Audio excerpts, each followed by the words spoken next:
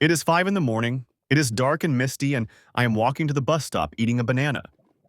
I am thinking about whether I want Starbucks before or after the commute. I'm not thinking about anything that matters.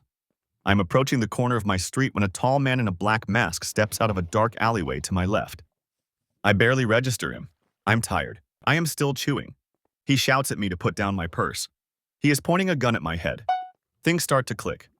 I tell him I am putting my bags down. I tell him, okay, okay. My voice is calm in a way I do not recognize. My heart is beating a million miles a minute. My hands smell like banana. He orders me to walk toward him, toward the alley. He tells me to get down on the ground. I tell him I am coming. I tell him, okay, okay. I tell him I am on the ground and my stuff is over there, and please just take my stuff. He does not like that. He tells me to shut up. He gets on top of me and presses the gun to my skull. I should mention that I am on my way to coach a high school practice. I am dressed in huge baggy pants, a jacket, and a hat. If not for my voice, I would look like a kid. He is on top of me, and then he pauses. I cannot explain how I know this, but I know the exact moment it registers for him that I am a woman. He gets off of me. He stands up, he points to the dark alley and tells me to follow him. My stomach drops. I know about the assaults in my neighborhood. I know what that alley means. There are two voices in my head. The first one says there is no way in hell I am going down there without a fight. The second one reminds me that he has a gun.